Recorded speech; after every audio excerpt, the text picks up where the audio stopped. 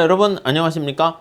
정문창 교수님 거시경제론, 우리 이번 시간에요 챕터 12장 세고전학파의 경기변동 모형에 대해서 한번 살펴보도록 하겠습니다. 자, 교재 310페이지 가보시면은요 구성이 어떻게 되어 있냐면 이렇게 볼 겁니다. 세고전학파니까 약간 균형경기변동 이론을 상정할 건데 두 가지 측면에서 얘기할게요. 하나는 실물적인 측면에서의 실물경기변동 이론과 화폐적인 충격이 충격의 원인이 된다는 화폐경기 변동 이론, 이렇게 살펴볼 겁니다. 자, 310페이지 첫 번째 줄 보시면 그 3편에서요 거시경제학의 미시적 기초 파트에서 얘기했는데 소비함수의 개수, 우리가 한계, 소비 성향 이런 거 중요하다고 그랬죠.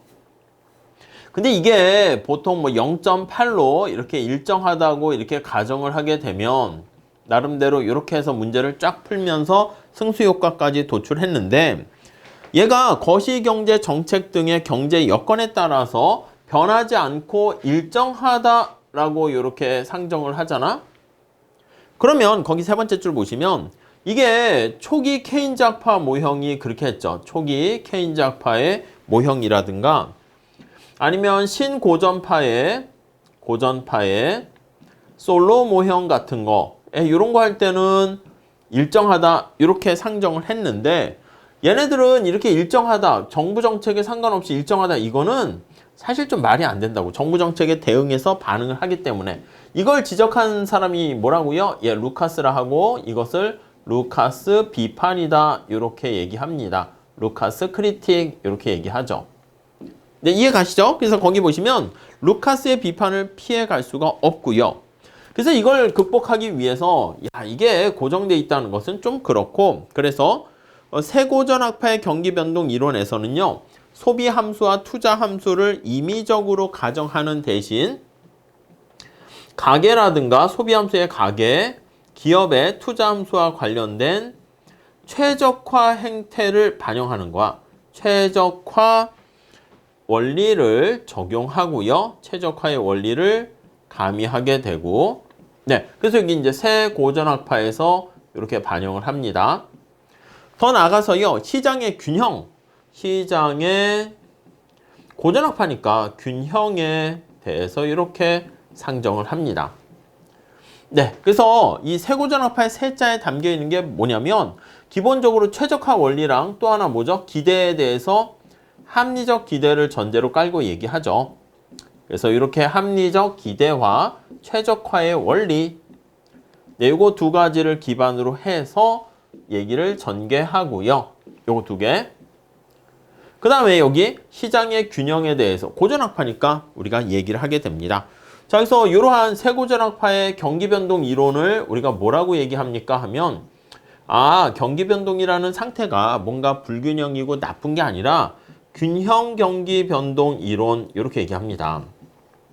그러니까 균형 상태에서 또 다른 균형 상태로 바뀌는 거다, 이렇게 주장하는 게 균형 경기 변동 이론, 이렇게 되겠습니다. 이퀄리브리엄 비즈니스 사이클 티오리 이렇게 나와 있죠. 자, 그래서 우리가 구체적으로 이 균형 경기 변동 이론에서 그 경기 변동의 원인이 되는 충격이 실물 부분의 충격이다. 그럼 실물 경기 변동 이론 이렇게 되고요. 아니다, 그 충격이 예상치 못한 통화량의 변화 때문이다 라고 하면은 그게 화폐 경기 변동 이론, 이렇게 볼 수가 있겠습니다. 자, 그래서 먼저 실물 경기 변동 이론에 대해서 한번 얘기를 해보도록 할게요. 자, 이게 두 개의 균형 경기 변동 이론이고 실물 경기 변동 이론, 이거를요 RBC라고 할 겁니다. 리얼 비즈니스 사이클, 이렇게 생산성의 변화와 같은 실물적인 충격이 영향을 준다는 것이고, 화폐적 경기 변동 이론은 머니터리해서 MBC 이렇게 얘기합니다. 화폐적 충격을 경기 변동의 원인으로 보게 된다, 이렇게 정리를 하시면 되겠습니다. 자, 실물 경기 변동 이론은요 우리가 생산함수에서 총요소 생산성 Z라고 하죠. Z 또는 어떤 기술의 변화와 같은 실물적인 요인이 경기 변동의 원인이다, 이렇게 얘기를 하게 되는 것이죠. 자, 그래서 우리 거기 책에 보시면 첫 번째 줄에 1980년대에 자, 다들 뭐 노벨상을 받으신 거기 보시면 롱, 플러서, 키들랜드, 프레스캇 이런 세고전학파의 경제학자들이라고 하죠. 그래서 세고전학파의 경제학자들이 경기 변동의 원인을 기술 충격이라든가 테크놀로지 측면에서의 쇼크라든가 프로덕티비티 쇼크, 생산성 충격이죠. 그래서 그런 것들이 영향이 된다는 거예요. 그래서 기술의 충격 또는 생산성의 충격 이런 것들이 영향을 미친다는 것이죠. 생산성의 충격. 네, 이렇게 봐주시면 될 것 같고요. 자, 요게 이제 실물적인 충격이라고 보시면 되겠습니다. 자, 거기 첫 번째 단락 나와 있고요. 자, 두 번째 단락, 실물적 경기 변동 이론은 기본적으로 경기 변동을 경제 전체 충격에 대해서 개별 경제 주체들의 동태적 최적화. 그러니까 이러한 충격이 발생하잖아. 충격에 대해서 개별 경제 주체들이 가만히 있는 게 아니라 미시경제를 기반으로 한 동태적인 다이너믹한 최적화 행동을 거치면서 이게 자체가 나쁜 게 아니라는 거지. 최적화 및 시장 균형의 결과다. 시장의 어떤 균형의 결과다. 이렇게 생각을 합니다. 자, 거기에 두 번째 단락에 나와 있습니다. 그래서 이게 화폐적 경기 변동 이론과 이거는 같은 맥락이야. 왜냐하면 세고전학파라는 그 큰 테두리에 나와 있기 때문에 균형 경기 변동 이론의 테두리하에서 이 두 가지 특성 잘 보시면 되겠습니다. 요거는 앞에서 얘기했던 여기 실물적 경기 변동 이론과 뒤에 화폐적 경기 변동 이론 똑같습니다. 자, 여기서 총 요소 생산성 아니면 토탈 팩터 프로덕티비티 해서 TFP 이렇게도 얘기하죠. 기술 변화 같은 실물적인 요인을 강조한다라는 거 알 수가 있고요. 이거 어떻게 측정할 건데 이거 솔로 잔차라는 걸 이용해서 우리가 사용합니다. 우리 앞에서 경제 성장 저 앞에 성장 회계 파트에서 보시면 어떻게 했습니까? 생산함수가 있으면 Z 해가지고 노동에 의한 거, 자본에 의한 거 이렇게 했을 때 이게 Z가 얼마나 변화하니 라고 하면은 이걸로 이제 표현하는 거죠. 이제 변화율로 표현해서 콥더글라스 생산함수 하게 되면은 전체 총 생산에서 노동에 기인한 거, 자본에 기인한 걸 뺀 나머지로 우리가 추정을 해서 총 요소 생산성을 우리가 측정하게 되는데 이게 두 번째 줄에 나와 있듯이 총 요소 생산성의 경기 변동이 지속성을 보이고 실질 GDP 경기 변동과 유사하다라는 것을 알 수가 있습니다. 자, 솔로 잔차를 이용해서 우리가 한번 살펴본 결과가 이렇게 나와 있죠. 실질 GDP의 변화에 따른 총 요소 생산성. 자, 우리나라 경우에도 이렇게 직접 추정을 해보면 총 요소 생산성의 변동성이 여기 나와 있는 실질 GDP의 변동성을 매우 근사하고 유사하게 변화한다는 것을 알 수가 있게 됩니다. 자, 그래서 두 번째 단락 볼게요. 실물적 경기 변동 이론은 앞에서 우리가 9장에서 얘기했던 실물 부분의 일반 균형과 10장 화폐와 물가 수준에서 도출한 화폐적 중립성, 화폐 중립성의 일반 균형 모형을 확장한 거다. 그래서 여기서는 화폐 측면에 영향을 받지 않으니까 화폐 비중립성이 아니라 화폐 중립성을 확장한 것이고 구체적으로 확장된 모형에서는요. 경제 주체들이 이 기간보다 더 많은 기간에 걸쳐 경제활동을 하게 되고 총 요소 생산성은 그 결과 확률적 과정에 따라서 지속적으로 변화한다. 예, 그런 얘기가 나와 있습니다. 근데 이제 학부 수준에선 이 모형을 디테일하게 더 깊이 들어가지는 않고요. 한 요 정도만 보고 스톱 이렇게 합니다. 자, 구체적으로 총 요소 생산성의 충격과 경기 변동이 어떻게 되는가를 요 그래프를 가지고 한번 살펴보도록 하겠습니다. 자, 우리 교재 312페이지 한번 볼게요. 첫 번째 줄. 자, 총 요소 생산성 변동의 지속성을 고려해서 총 요소 생산성의 변화가 증가가 현재와 미래에 지속적으로 나타난다 전제로 할게요. 그래서 우리가 총 요소 생산성 Z라고 하는데 이거는 현재 총 요소 생산성의 증가고요. 여기다 프라임을 붙이면 이거는 2기 미래의 총 요소 생산성의 변화다. 이건 현재고요. 우리 책에서는 프라임을 붙이게 되면 미래 이렇게 표현을 하고 있죠. 미래의 총 요소 생산성의 변화. 자, 이랬을 때 현재 총 요소 생산성의 충격이 미래보다는 더 크다 이렇게 할 거야. 그러니까 현재 측면에서 총 요소 생산성의 변화가 다음 기에도 영향을 미치고 다다음 기에도 영향을 미치는데 그 충격의 강도는 점차 작아지겠죠. 그러니까 미래에 미치는 충격보다는 현재에 미치는 충격이 좀 더 크다. 이렇게 보시면 되겠어요. 그래서 변화 크기니까 이렇게 델타 이렇게 집어넣으면 되겠습니다. 자, 313페이지로 가볼게요. 자, 총 요소 생산성이 증가했습니다. 생산함수를 비례적으로 상방 이동시키고 요거에 총 요소 생산성이 변화하게 되면 노동의 한계 생산성이 올라가죠. 증가하죠.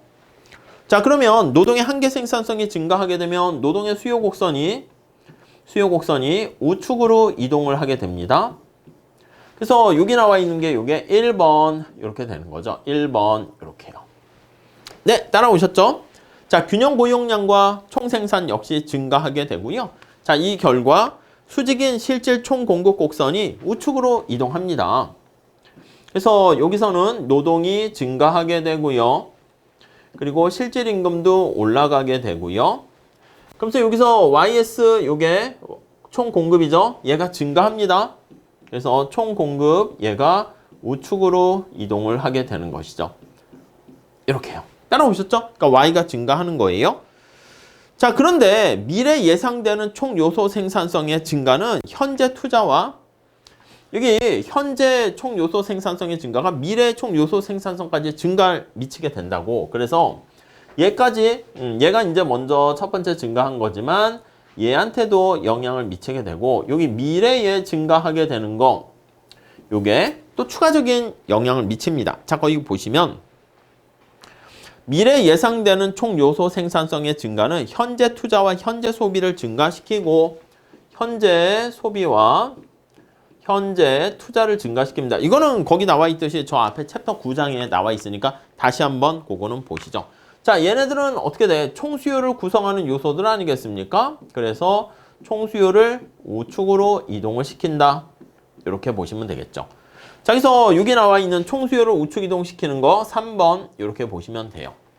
자, 그런데 앞에 나와 있는 것처럼 현재 총 요소 생산성의 증가가 미래의 총 요소 생산성의 증가보다 훨씬 더 커요. 그러니까 여기 총 공급 곡선 우측 이동 1개, 총 수요 곡선도 우측으로 이동합니다. 어느 게 더 많이 이동한다? 얘가 더 크게 이동을 하게 되는 거 알 수가 있습니다. 그래서 여기 보시면 총 수요가 이동한 게 총 공급 이동한 것보단 작게 이동을 합니다. 자, 그 결과 어떻게 되는 거냐면 국민소득은 증가하는데 여기 나와 있는 실질 이자율은 하락한다라는 것을 알 수가 있습니다. 자, 그래서 이것 때문에 따라서 실질 이자율은 하락하게 됩니다. 이렇게요. 아시겠죠? 네, 그 정도 정리하시죠. 자, 총수요 곡선 상에서 실질 이자율이 하락하게 되니까 그래서 거기 나와 있는 소비와 투자는 다시 증가하게 되는 거 알 수가 있습니다. 자, 우리 중간에 보시면 이 모형에서 따라서 현재 소비와 현재 투자는 두 가지 이유로 증가한다. 이렇게 얘기하고 있는데 현재 소비와 현재 투자가 이렇게 증가하는 이유를 조금 더 부연 설명을 합니다.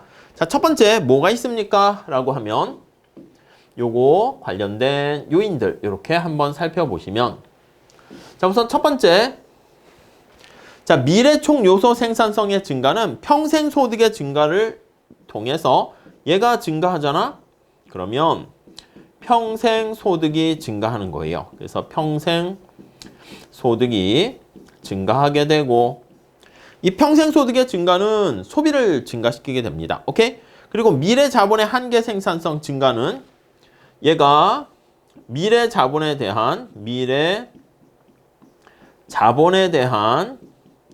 MPK라고 보시면 되겠네. MPK 뭐 프라임 이렇게 할까요? 한계 생산성이 증가하면 그러면 투자가 증가한다라는 거 알 수가 있겠습니다. 자, 그 정도 정리하시고 다음에 그러니까 얘 때문에 총수요가 우측 이동하는 거죠. 두 번째. 자, 두 번째는 현재 총 요소 생산성의 증가는 총 공급을 증가시키고 요거지. 얘가 증가하게 되면 앞에서 얘기한 것처럼 총 요소에 대한 여기 총 생산성이 현재 이게 증가하게 되는 거고 이제 총 공급이 증가하고 가격 변수인 얘가 증가하면 어떻게 돼? 실질 이자율이 떨어지잖아. 그러니까 곡선상에서 이동하는 효과가 생깁니다. 그래서 거기 실질 이자율 하락을 통해서 여기 나와 있는 것처럼 소비라든가 투자가 증가하게 된다라는 거 확인할 수 있겠습니다. 자, 이 두 가지 효과 중에서 두 번째 효과는 곡선상의 이동이죠.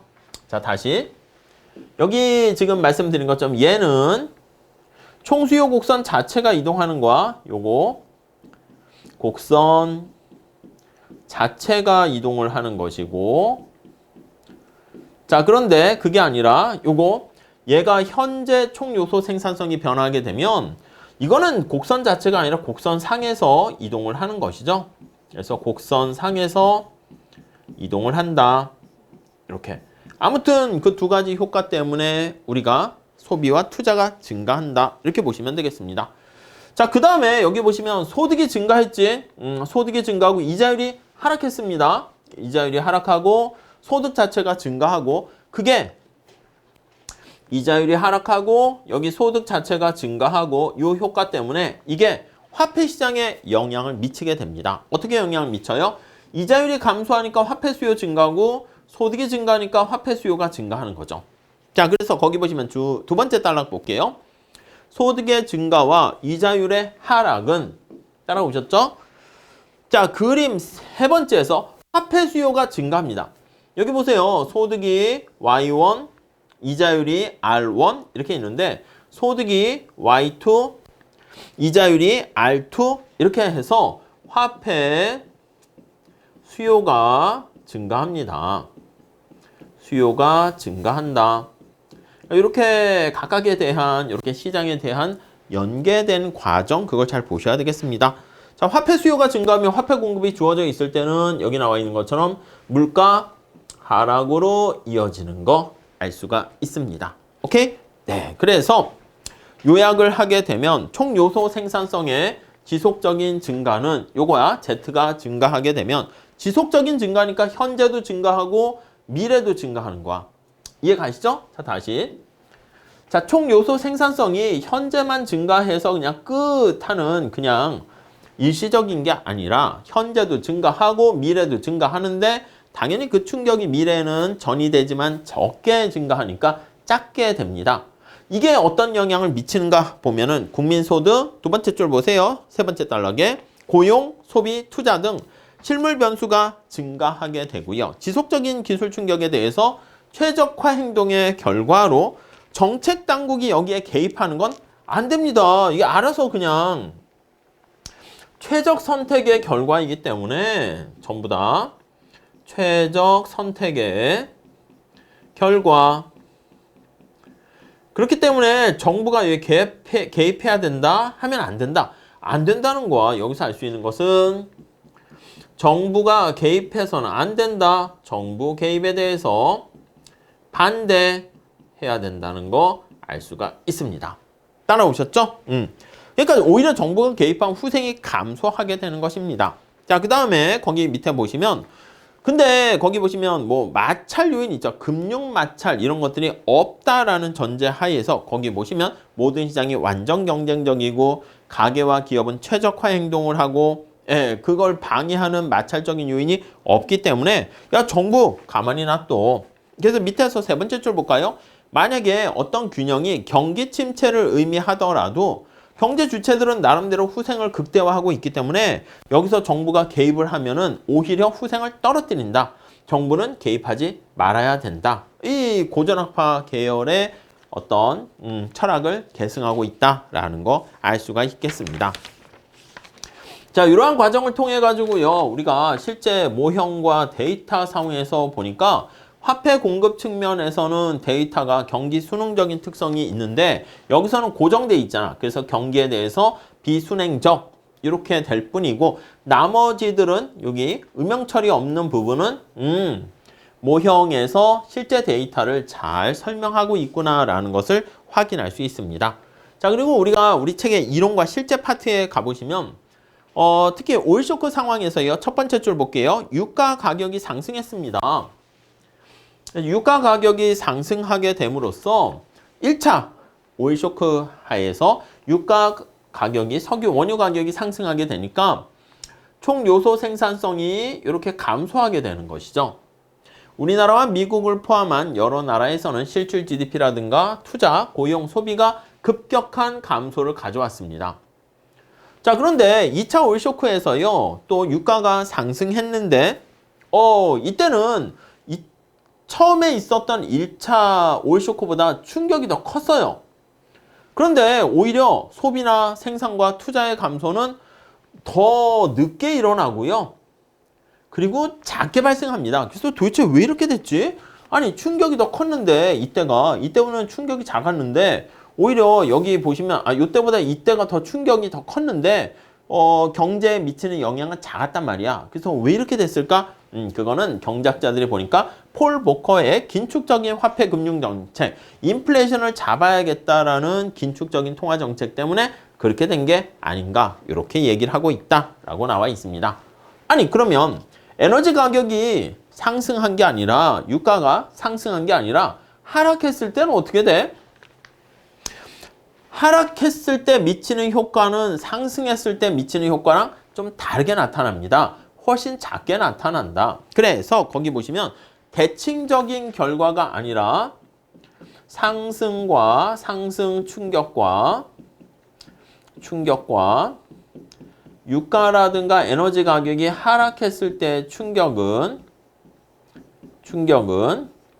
경제 어떻게? 자, 우리 두 번째 칼럼에 보시면 밑에서 6번째 줄에 비대칭적인 결과를 가져다 준다 라고 얘기를 합니다.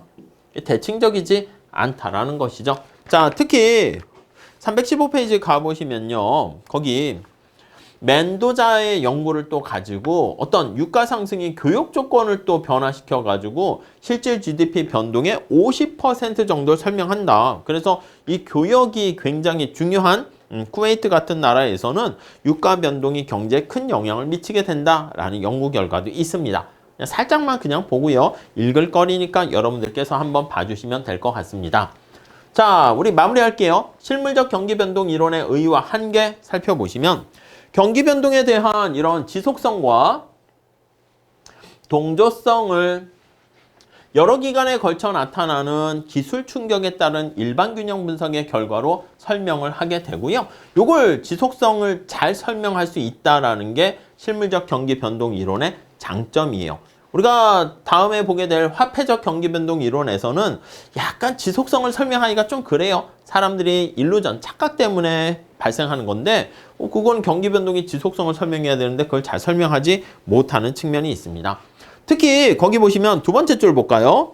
예를 들어 현재 생산성을 향상시키는 긍정적인 기술 충격이 발생하게 되면 기업들은 더 많은 노동자들을 고용하게 될 것이고 고용이 증가합니다. 자, 이 과정에서 실질 임금이 상승합니다. 오케이? 자, 노동자들은 요게 이제 대응하는 거예요. 이렇게 실질 임금이 상승하면 우리가 여가와 노동의 선택에서 노동자들은 지금 현재 임금이 올라가는 거 아니겠습니까? 미래 임금도 올라가겠지만 현재 임금이 올라가니까 이때 여가를 즐기는 게 아니라 여가를 오히려 감소시키고 이때 노동을 더 많이 해야 되는 거야. 그러니까 여가를 줄인다라는 거는 이제 미래와 현재, 그러니까 현재 노동을 더 증가시킨다는 거죠. 자, 그래서 그걸 뭐라 그래? 기간 내 대체로 대응한다. 대체 효과가 발생한다는 거야. 그래서 기간 내 현재 내가 가지고 있는 시간을 여가를 줄이고 노동으로 대체한다. 우리가 말하는 여가의 상대 가격인 임금이 변하는 거니까 대체 효과라고 그냥 생각하시면 돼. 그래서 요거는 기간 내 이렇게 그냥 대체 효과라고 보시면 되겠습니다. 그 결과 경제 전체의 고용과 산출량은 증가하게 되는 거 알 수가 있겠죠. 그래서 여기 나와 있는 요거 때문에 고용이 증가하고요. 그리고 산출량도 증가하게 되는 것을 알 수 있습니다.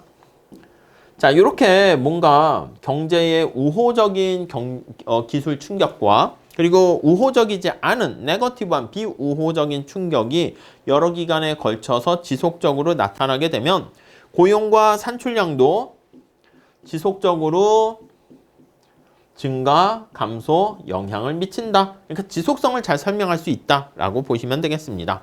그리고 생산성을 높여주는 기술 충격이 지속될 것으로 예상되는 기간 동안, 이게 지금 당장은 아니고 앞에서 본 것처럼 이게 되면서 앞으로 계속 지속될 거다라고 생각을 하는 거야. 그러면 당연히 얘도 어떻게 지속적으로 영향을 미친다라고 보시면 되겠죠.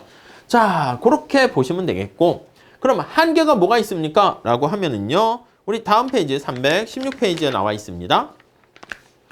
지속성은 잘 설명하고 미국의 경우에 데이터도 잘 부합하긴 하는데, 두 번째 단락에 한번 보시면, 아니 지속적이고 변동성이 큰 기술 충격이 진짜 존재하는가? 그러한 의문이 들기도 하고요. 두 번째는 지속성만 관심을 가졌는데, 네 번째 줄 볼까요? 두 번째 단락 네 번째 줄, 기술 충격이 임의적이고 전기의 값보다 클 수도 있고 작을 수도 있고, 심지어는 마이너스 기술 충격, 그게 뭐냐면 기술 퇴보라고 하죠. 근데 우리가 기술이 퇴보가 될 수 있습니까? 사실 이거는 좀 음의 기술 충격은 좀 설명하기가 그렇죠. 근데 각주에 보시면 각주 5번에 나와 있는데, 뭐 기술의 개념을 너무 협소하게 볼 게 아니라 광의의 기술 개념으로 보면, 광의의 넓은 의미의 기술 충격의 개념으로 보면, 거기에 기상조건, 규제 입법, 원유 가격 변동 등 이 포괄적인 기술 충격으로 본다 그러면 이것도 확률 변수로 보는데 지장은 없다. 기술 충격이 꼭 우리가 말하는 진짜 산업 기술만 얘기하는 게 아니라 광범위한 규제를 갑자기 하게 되면 기술에 네거티브한 충격이 된다거나, 기후, 엘니뇨 현상이나 이런 것들 때문에 네거티브한, 원유 가격이 상승하면 네거티브한, 그렇게 보면 퇴보라는 것도 설명할 수 있겠구나라는 게 첫 번째 볼 수가 있겠습니다. 자, 그 다음에 그래서 이제 마지막 단락에서는 그래서 키들랜드 프레스컷이 본격적으로 실물적 경기 변동 이론을 소개한 이후에 후속타 연구학자들은 뭐라 그랬냐면, 이 기술 충격이 경제 주체들의 행동을 통해서 내생적으로 파급되는 그 메커니즘을 규명해서 현실 설명력을 높이려고 시도하고 있다라고 보시면 되겠고, 317페이지 또 가보시면 첫 번째 줄에 경기 변동의 원인으로서 화폐 중요성을 무시하고 있습니다. 그래서 화폐의 중립성, 그걸 얘기하지만 현실에서는 화폐가 영향을 그래도 미치고 있다라는 비중립성인 성향을 보이기도 하거든. 그건 설명하기가 좀 힘들다는 거죠. 특히 프리드만과 슈왈츠가 이렇게 연구한 실증 분석에 따르면 화폐가 영향을 미치기도 한다 이거야. 그래서 화폐의 비중립성을 설명하기 어려운 측면이 있고요. 그리고 세고전학파에서는요, 모든 경기 변동에서 화폐가 중립적인 것은 아니면서 또 가격 변수가 또 신축적으로 조정되는가? 이게 또 현실에선 그렇지 않기도 하죠. 좀 경직적이고 그런 측면이 있으니까 이런 것들은 제대로 좀 반영하고 또 모형에서 설명하기에는 한계가 있다라고 보시면 되겠습니다. 자, 그래서 우리가 세고전학파의 균형 경기 변동 이론 중에서 한 꼭지인 RBC, 실물적 경기 변동 이론에 대한 내용을 한번 살펴봤습니다. 자, 이렇게 정리하시고 다음 시간에는요, 화폐적 경기 변동 이론에 대해서 같이 또 살펴보도록 하겠습니다. 감사합니다.